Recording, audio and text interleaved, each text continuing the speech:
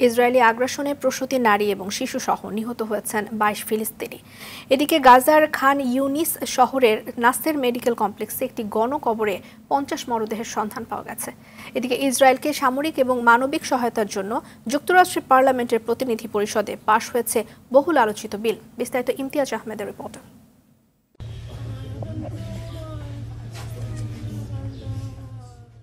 Israeli আগ্রাসনে ফিলিস্তিনের নূর শামস শরণার্থী শিবিরে নিহত হয়েছে ১৪ জন।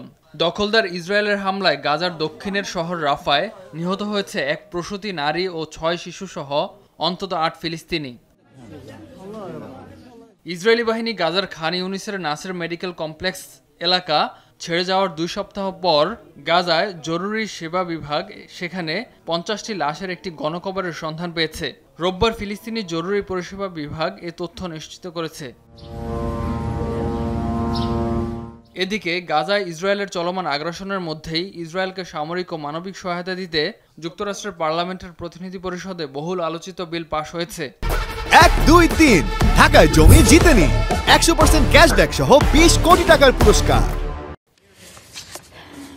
স্থানীয় সময় শনিবার ভোটাভুটির পর বিলে অনুমোদন দিয়েছেন মার্কিন আইন প্রণেতারা। সেখানে ইসরায়েলের জন্য পাশ হওয়া বিলে $২৬.৪ বিলিয়ন সহায়তা দেওয়ার কথা বলা হয়। এর আওতায় ইসরায়েলকে সামরিক ও আকাশ প্রতিরক্ষা ব্যবস্থা ঢেলে সাজানো মানবিক কার্যক্রমে সহায়তা করবে জো বাইডেন প্রশাসন। প্রায় ৭ মাস ধরে চলা ইসরায়েলের হামলায় এখনো পর্যন্ত নিহত হয়েছেন ৩৪,০০০-এরও বেশি ফিলিস্তিনি।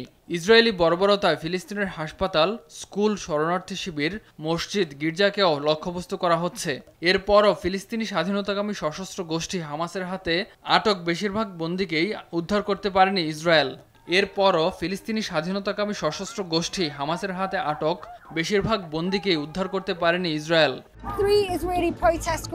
এই পরিস্থিতিতে নতুন নির্বাচন আয়োজন ও বন্দীদের ফিরিয়ে আনতে সরকারের পক্ষ থেকে আরও ব্যবস্থা নেওয়ার দাবিতে ইসরায়েলের রাস্তায় বিক্ষোভ করছেন হাজার হাজার মানুষ। এদিকে যুক্তরাষ্ট্রের কলম্বিয়া বিশ্ববিদ্যালয়ে গাজায় ইসরায়েলের চলমান আগ্রাসনের বিরুদ্ধে তৃতীয় দিনের মতো বিক্ষোভ অব্যাহত রয়েছে। ইমতিয়াজ আহমেদ, RTV।